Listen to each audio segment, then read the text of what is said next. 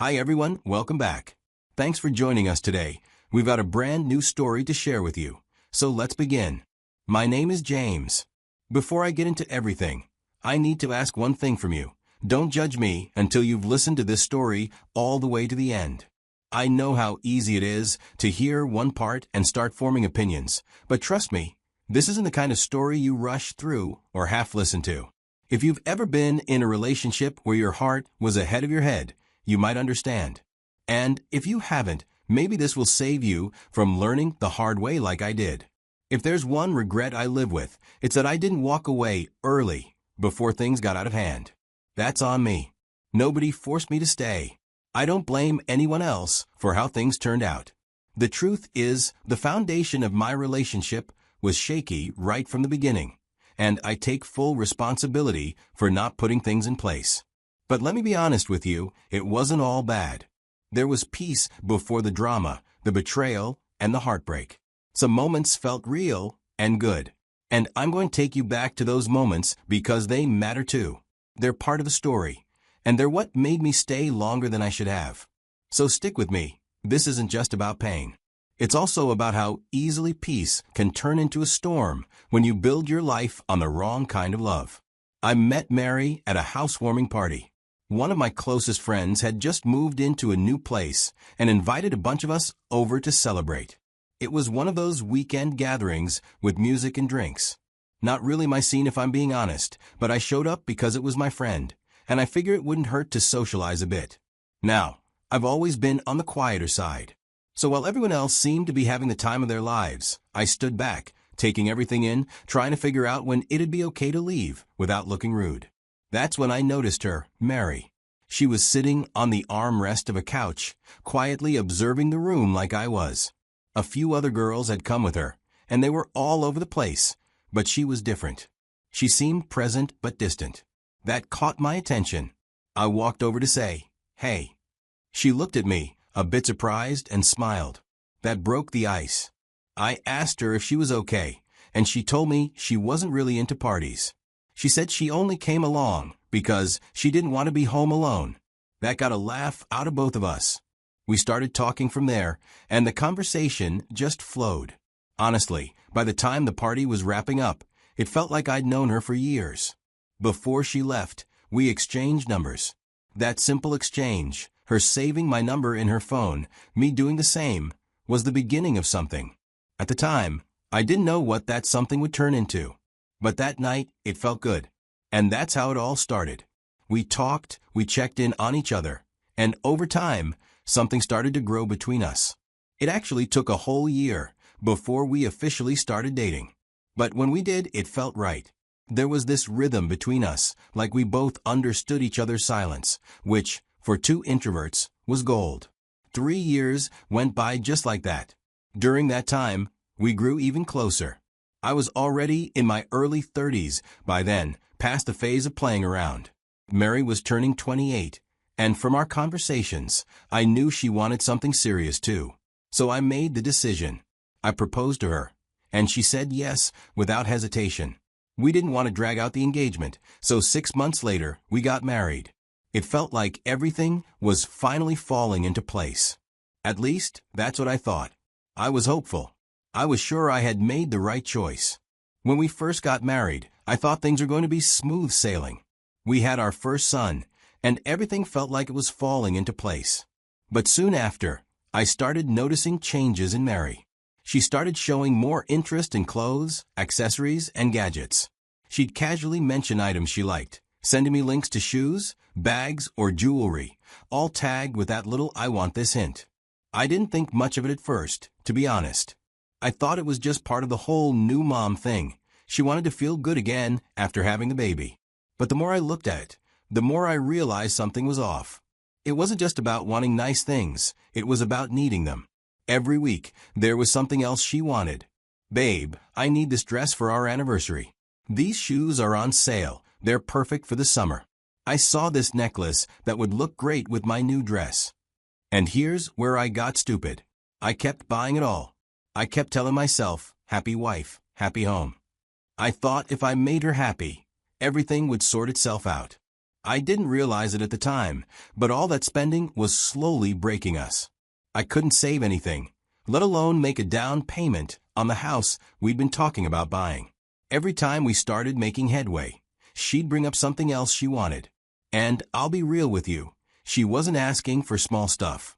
No, Mary had a very specific vision in her head. She didn't want just any house. She wanted a big house in a nice neighborhood, somewhere close to good schools and shopping. That kind of house would need a massive down payment, one that we just couldn't afford. I thought it was all part of her having good taste, a desire to live well. She was working hard at home, dealing with a new baby, so I figured, why not spoil her a little? She deserves it, right? It seemed like the right thing to do. But deep down, I started to feel the strain. Things were getting tighter, but I kept pushing through, thinking everything would work out. The housing situation started dragging on because of all these other demands.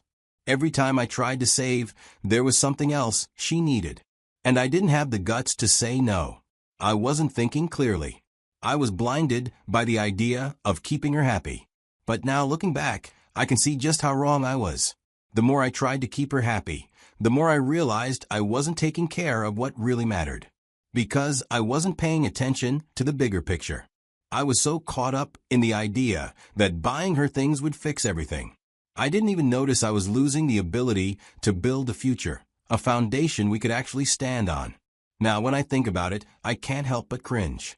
I thought I was being a good husband, making her feel special, but in reality, I was being a fool. All those little purchases, they didn't fix anything. They didn't make us happy. Instead, they made us both worse off. I had to face the hard truth later. I wasn't just failing financially. I was failing as a husband. I didn't see it then, but I see it now. 3 years into our marriage, I got laid off. Life doesn't always follow the script we write for it, does it? One day, I get called into the office, and just like that, I lost my job. I remember feeling like the floor had been ripped out from under me. At first, I thought it wouldn't be that bad. I figured I'd find something else. After all, I had a good track record, right? But the truth is, I was already living on leverage, and that was a huge mistake. We didn't have any substantial savings, just enough to get by from day to day. I was so focused on the now, on keeping Mary happy, on trying to fulfill her never-ending list of wants, that I didn't plan for the worst. And when the worst hit, we were caught with nothing but bills and promises we couldn't keep. I thought I'd get another job quickly. I mean, how hard could it be? But life had other plans. The job market was tight, and after a few months of scrambling to get interviews and network, I started to feel the weight of reality. My savings dwindled fast, and Mary's patience, well, it wasn't holding up either. She'd nag me constantly. Every time I walked in the door, there was something to complain about. I could barely get a word in without hearing how she expected me to do something. In her eyes, I wasn't doing enough because we didn't have money.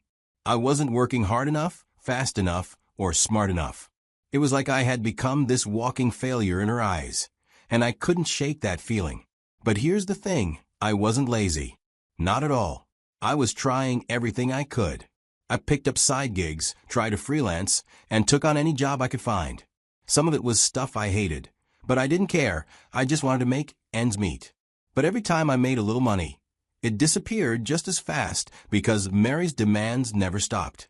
It was like trying to fill a bottomless pit. One week, I'd barely scrape enough together to pay for groceries, and the next, she'd be asking for something new. And I'd foolishly try to make her happy, thinking I could fix things by giving her what she wanted. I thought if I just gave her enough of those things, maybe it would quiet her down for a bit. But it never did. We ate through the last of what we had, and that's when it hit me. I was in a deep hole, a hole I dug myself. So, I'm going to give you one piece of advice that I wish I had heard back then. Don't be like me. Don't think that just because you're in love, you can fix everything by throwing money at it. Don't ignore the warning signs that you're digging yourself into a financial grave, thinking it'll all work out. I had a chance to step back, take a breath, and make a better plan, but I didn't. Instead, I kept pushing myself into a corner, trying to keep up with a life I couldn't afford. And now, well, I was paying the price. One day, I came home from work, tired as usual. As I walked through the hallway to the bedroom, I heard Mary talking on the phone. She didn't know I was home yet. As I listened, I figured she was talking to someone, and I couldn't catch the whole conversation, but I caught enough. "I can't see you every day. Twice a week is enough for now." I knew exactly what that meant. My mind raced. I walked into the room, and she froze. For a split second, I saw that familiar look of guilt. I asked her straight up, "Who was that on the phone?" She stuttered, trying to cover up, trying to come up with some excuse. But I wasn't having it. I wasn't going to play that game anymore. I stayed firm. I wasn't leaving until I got the truth. And then, finally, she admitted it. Her voice was shaky, but she said it. She said, "I'm doing you a favor by staying here." She went on, "My new man spends on me." All this time, I had been bending over backward, trying to keep our life together, trying to make her happy. And here she was, telling me she was with someone else, using him for what he could give her. At that moment, I didn't care about anything anymore. I just wanted her out. I told her flat out, "Go be with him. You clearly don't want me. You've got what you need." She didn't hesitate. "I will," she said, and she didn't even sound sorry. She said it like she was just waiting for me to give her permission. "You have nothing to offer," she added, and the way she said it broke me all over again. The little things I'd overlooked or just didn't want to see showed she had been getting money from him all this time. Then, just to rub salt in the wound, she called him right in front of me and told him, "I'm moving in with you." She didn't even care that I was standing there. "I'll be ready when you get here," she said. It wasn't long before she started packing up her things, my son's things too. It was like she couldn't wait to leave. But then, she turned around and gave me a look. "If you try to take him, I'll make your life miserable," she threatened. But she was right. I had no power. I was just a man with nothing left but empty promises and broken dreams. I won't lie. There was a part of me that wanted to beg her, to plead for her to stay, to make everything okay again. But something inside me knew that I couldn't let her manipulate me anymore. I watched her leave. I let her go. And yeah, it hurt like hell. But something in me said it was the right thing to do. Months after Mary left, things got really rough for me. The pain was hard to describe. The feeling of being left with nothing, and the sting of knowing she had moved on so easily while I was left to pick up the broken pieces of my life, broke me. She didn't even hesitate to divorce me. And in doing so, she made sure that the man she had cheated on me with would have a chance to marry her. The kicker? I had nothing left. I couldn't even afford to fight her for anything in the divorce. There was no house, no shared savings, nothing. She walked away with my son. I was left with only a few belongings and a broken heart. I had to face the brutal reality of my situation. At first, the emptiness felt suffocating. I couldn't help but wonder how I'd gotten here, but then something shifted. As much as I hated what had happened, I realized I didn't have to spend the little money I was earning anymore. I didn't have to worry about keeping up with her endless demands. I was no longer pressured to buy things I couldn't afford. That's when I began hustling and saving. Every day, I was trying something new, freelancing, taking on physically demanding jobs, anything that could put some money in my pocket. It felt like a grind, but I kept pushing.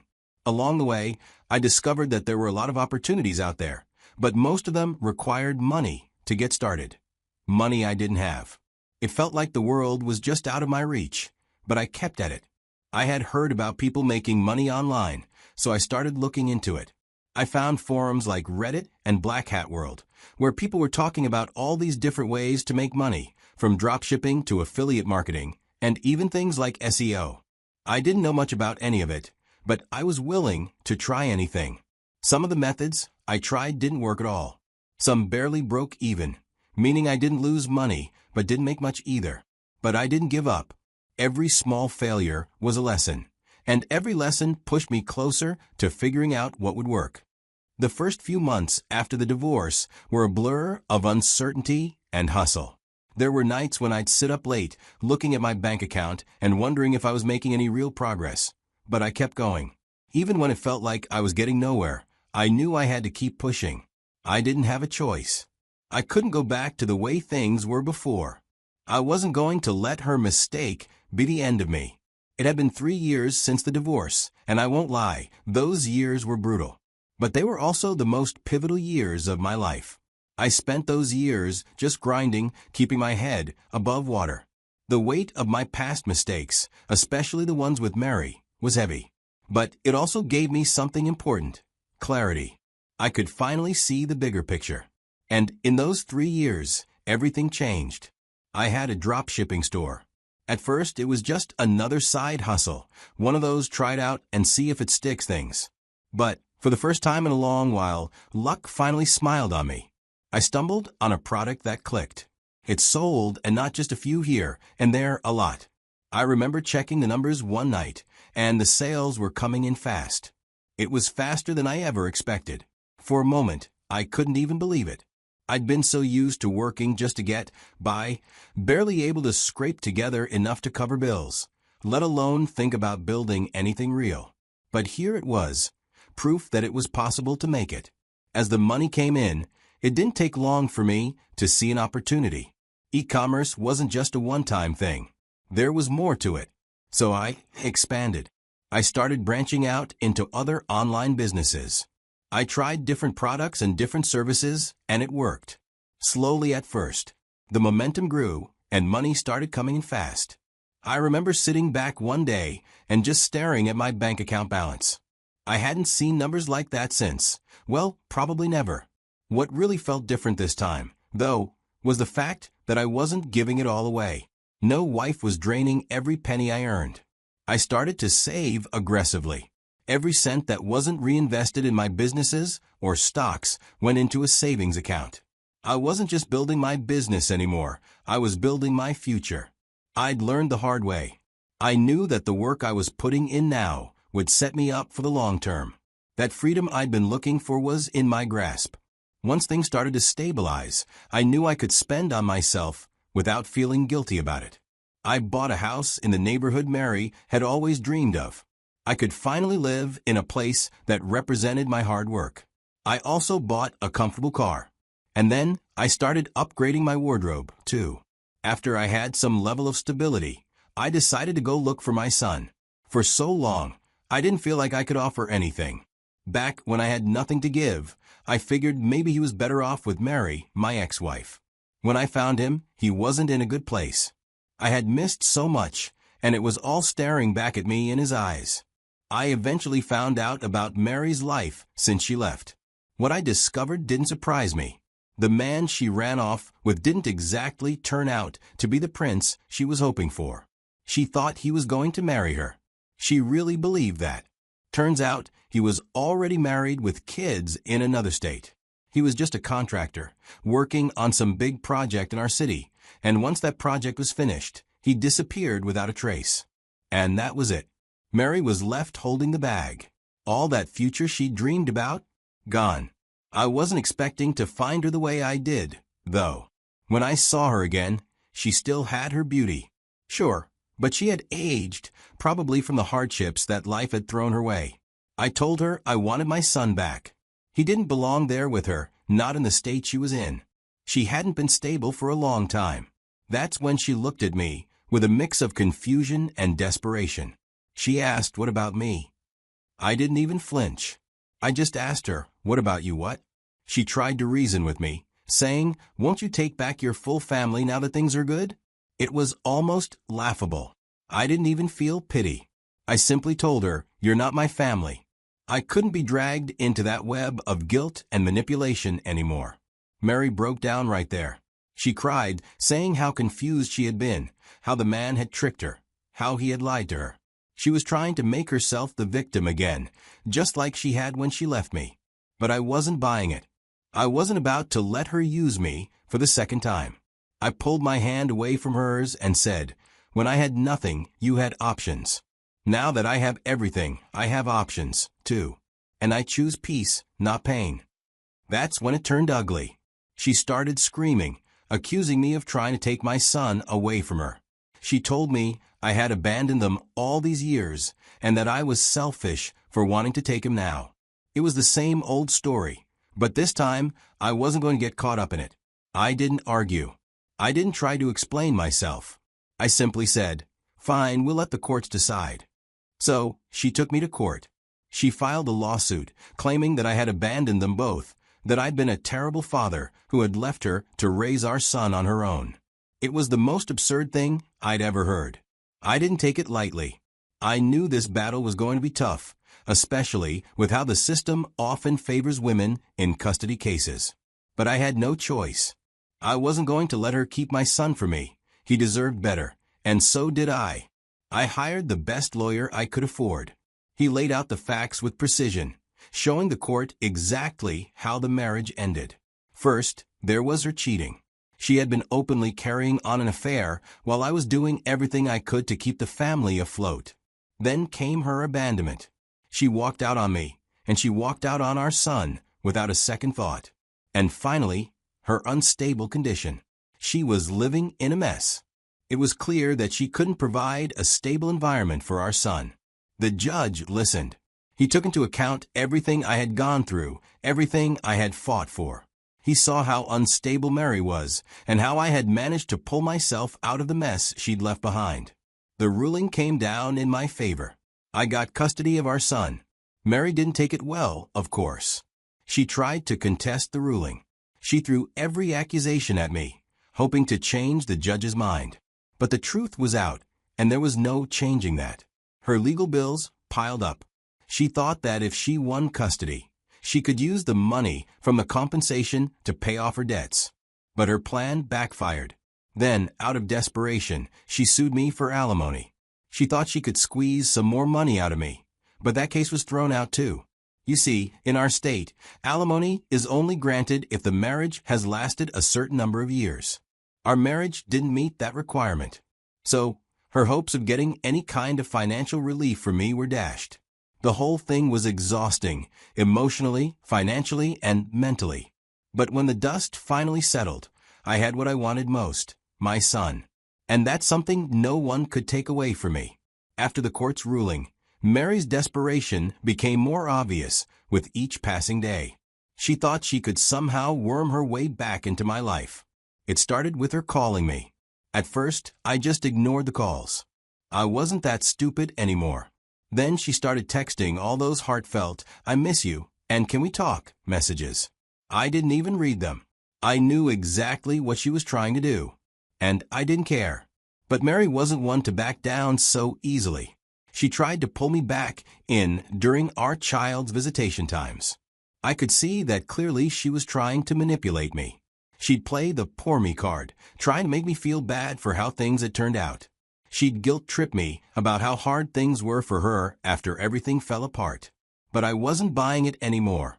It was almost like she thought that showing up with a sad face would erase the years of betrayal, the lies, and the hurt she caused. She had no idea what it was like to finally be free of that weight. Then, things took an even more obvious turn. She started wearing seductive outfits. She'd put on the kind of clothes she knew I used to like. She thought if she looked good enough, I'd forget everything that had happened. But it wasn't going to work. I'd already learned the hardest lesson of my life. Don't ever let your heart guide your decisions in a relationship where someone has already shown you who they truly are. I looked her straight in the eye one day during one of these visits and said, "I've learned my lesson." She couldn't get to me anymore. No matter how much she tried, I wasn't going back to the life I had before. That was the turning point for me. Looking back now, I'll say it straight. Those years she was gone were the worst and the best of my life. They were the worst because of all the pain. I was humiliated, betrayed, and left with nothing. But they were also the best because those years gave me the time and space to truly wake up. I had to figure out who I was again without her constantly demanding things from me, without being tied down to the life I thought I was supposed to have. Those years of suffering were the crucible where I forged the man I am today, the man who built a life for himself, made money, found peace, and became independent in ways I never thought possible. So, as much as I hated the pain, it forced me to grow in ways I needed. Now Mary and I still co-parent. That's about it. We're not friends, we're not back together, and I don't want to be part of her life anymore. She's a part of my past, and that's where she stays. I focus on my son, and I focus on my life. And that's the way it has to stay. So I'm going to ask you, the viewer, what would you have done differently? If you were in my shoes, would you have folded and let her back in? Would you have begged for her love, like I almost did? Or would you have walked away? I know some of you might think I'm a simp, but honestly, that's fine. I've woken up from my slumber. I'm not the same guy anymore. And I wouldn't change a thing. Thanks for watching this. I appreciate every single one of you who stuck with me through this story.